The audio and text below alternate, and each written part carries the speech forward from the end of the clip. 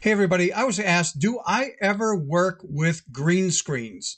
And the answer is, heck yeah, for years. Are we ready for this? Let's do it.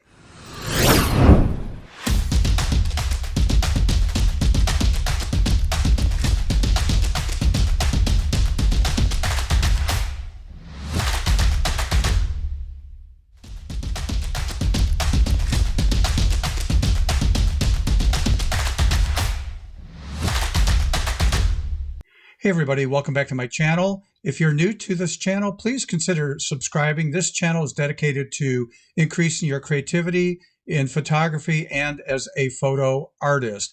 I'll be showing different Photoshop tips and tricks with you guys, some philosophies about being in business, making money in photography, and a whole bunch of other things. So again, if you're interested, please like this video, subscribe if you have not, and hit that notification bell. That way, when I update a new video, you'll get notified on that. I try my best to do a video at least once a week.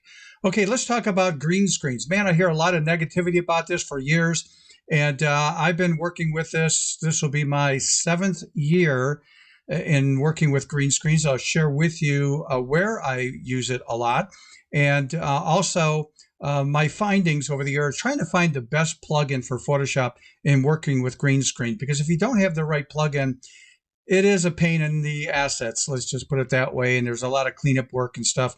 So there's a product I've been using as a plugin since version 4. They're up to version 7 right now for quite a few years. And a lot of professionals who work with green screens actually use this plugin.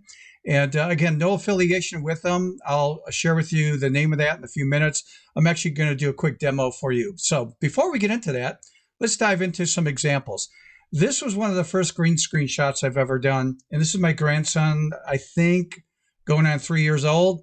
Just had him up on a little platform there and had him pointing to a speed light I had on the ground. And then I had a fill light. Anyhow, that is the image I took out of the camera, basically straight out of the camera. And this is what I came up with as a composite. And it was unbelievable how easy it was to extract him out of that green background and get busy and get right to work on putting this together. This led me to a Norman Rockwell style that I created. I might talk about this in future videos, but this is both my grandkids together. They're up on a little platform in my daughter and son-in-law's basement. Clean shot that's basically straight out of the camera right there. And then this is what I ended up with my piece of artwork. This became very popular, and I do a lot of kids with this type of design and artwork. So let me push over to this right here. This is actually a client that I did about, I think, 3 years ago. And this is a 10-year-old championship boxer here from the state of Michigan, down in the Detroit area.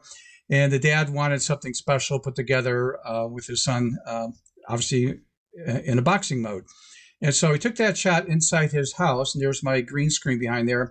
I did this out of the request of the father. If you look at his arms, and normally I don't do this, but you do what a client asks, right? And so this is what I ended up with as a composite. Easy to extract them and stuff, to put them into this background and tweak the lighting and color grading. But look at the arms. Look at the difference in the arms right there. That was beefed up a little bit. And again, you do what the client requests. So, but that's an example, again, using green screen. High school senior I did about, I guess about 3 years ago. And I did some formal shots in the parents' house. And she's on the softball team. So she wanted some shoots, and we're coming up with some ideas. And at the very end, she goes, "Oh, I'd like to have a shot of me like picking up a ground ball or something." And so she did this. This was like the very last shot.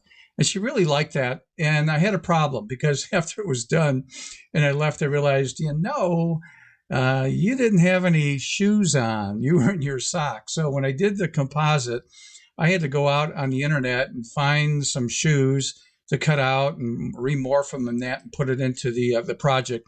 And so nobody really knows about it until I point it out when you see it before and after.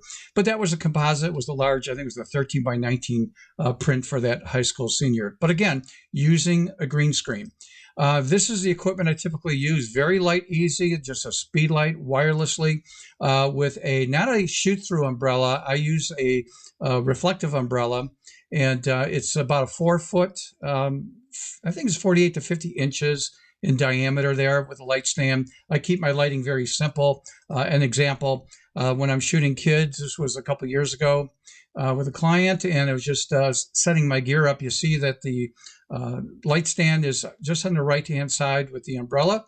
And I think I was shooting about 800 ISO because I do use ambient light. And this is shot in the father's garage, which is actually a shop. So we just put the green screen back in there about, I think it was 4 or 5 feet, had her stand in a certain spot and took the shot from there. Another one, same concept, shot in the garage, portable green screen, took his shot off the green screen, used the plug-in, and check this out. This is the face you get. Now, again, I'm from Michigan, so I guess that's the face you get when the University of Michigan, the Wolverine football team, beats the Ohio State Buckeyes. So that's the kind of look I guess they get on their face with that. Anyhow, if you look at this style, I do this quite often. I've been doing this for years, and it's one of my favorite things to do with kids. So I tend to shoot with green screens. One of the things that a green screen can actually do that I'm not here to demo because I can show you the plugin, and they actually have tutorials that you can watch, is you can batch process your images off a green screen. Meaning if I was doing a baseball team and I set up my lights, everything's configured, fixed, manual mode, same lighting conditions, I get one player in there, take 3 or 4 shots, next player, 3 or 4 shots. And as I cherry pick the players, I can batch process all of them and then use it for a composite. So that's the advantage of doing something as a green screen with a good plugin, and that's batch processing if you're doing a series of images at, again, the same location with same camera settings. Okay, so with that out of the way, that's just some examples of using green screen. Let's jump into Photoshop here. And I think I have Photoshop opened up somewhere. Yes, I do. And let's take a look at this image. Is not one of my images.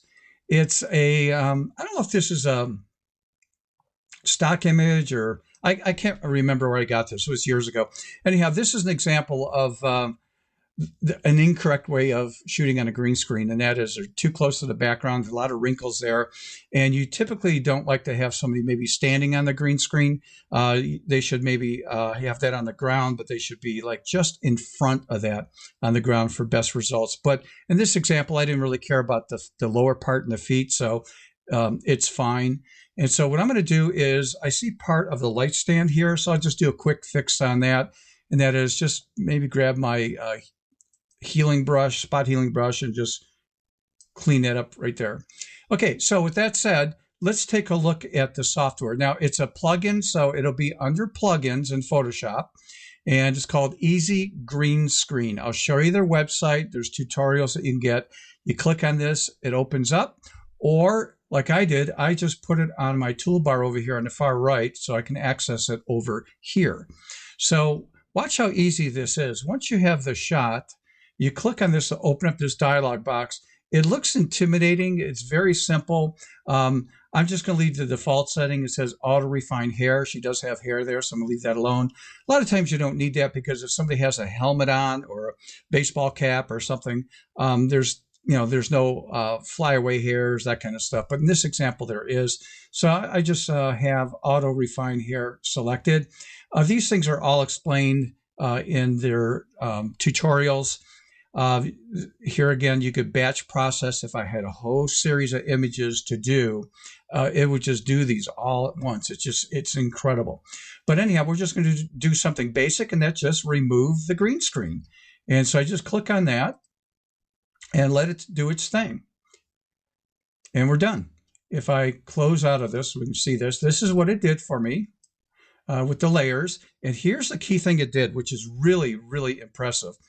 If I zoom in on this really close, I want you to look at the hair and look at the hair over here. If I turn this layer off, because it knew to do this automatically, there's a green tint around the hair. It just takes it away. It's just incredible. This is the kind of thing you'd have to do if you're trying to do this manually in Photoshop without this plugin. It's extra time and effort to get it done. Not that you couldn't do it in Photoshop, but why? With the plugin, let's get to work. And this is just incredible. So I'm not going to, like fine tune this at all. This is just to show you the concept of the green screen. I'm going to go to the very top of this, click here, and just do a stamp layer. Hopefully you know what a stamp layer is. Basically, it's what I see here on my left side. I'm going to do Shift Control Alt E, and that would be Shift Command Option E on a Mac. And this gives me what's called a stamp layer at the very top. In other words, it's consolidating all the layers all into one, so I can maybe push that over to another image. So I'm thinking, what the heck? Let me open up this elementary background. Let's take a look at this 3-layer setup here. I've actually used this many times. I've actually modified this quite a bit, but this top layer is just turning on and off a vignette. Down here, the second layer is the motorcycle, just turning that on and off. And then the background is just this. And again, all that could be modified and changed, but it's something I use a lot, especially when a child has like a little motor scooter, or some people call them mini bikes, that kind of stuff.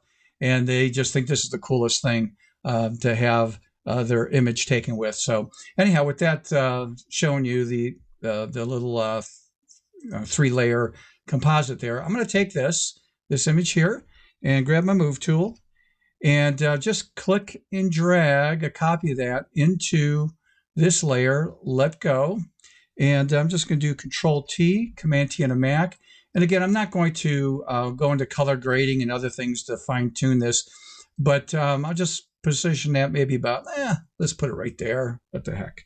And enter on the keyboard. How easy and fast was that to put together with that plugin?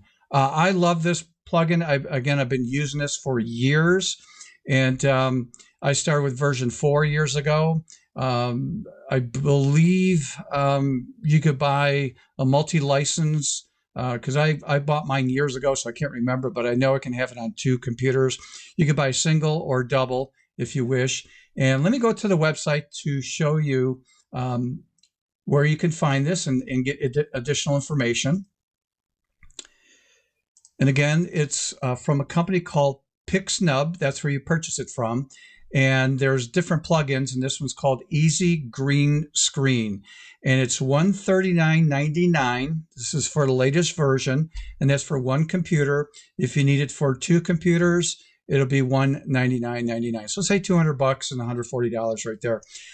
Don't know if they ever have any sales. As a disclaimer, again, I have no affiliation with this company and the product. I just use this product. I know some high-end compositors who use this product, and they were really negative about using green screens. They always shot on a light gray background, and ever since they found this is the way they do their composites, the way they shoot for their composites, I should say, and that's using the Easy Green Screen plugin. Especially if you're doing sports, to do sports teams, and you're doing each player individually, you can do this really cool batch processing. If you go to View Tutorials, I just want to highlight something right off the bat. Here's an entire library of how to use the latest one, Easy Green Screen 7. But it's really cool is, what if your subject is wearing green, like you see here in the example? Their jersey is green and stuff. They actually show you how to combat that with this software. It is freaking incredible. That's all I can say. Okay, so again, no affiliation with them at all. This is not a sponsored, maybe it should be, but I just enjoy this product. I beat it to death. Obviously, you're not going to invest in this unless you know you're going to work with green screens and do a lot of work in it. I think it's just a great time saver over trying to do this stuff in Photoshop. Okay, so hopefully you learned something here. And again, just as a repeat, if you learned something, please like this video. It helps the algorithm in the YouTube world. Subscribe if you have not subscribed, and hit that notification bell. That way you'll get notified when I upload a brand new video. Okay, so with that out of the way, we know my standard ending all the time. All right, so you know my ending, and that is always think creatively, out of the box, literally think out of the box. Get that camera out and start shooting. Until next time, see ya.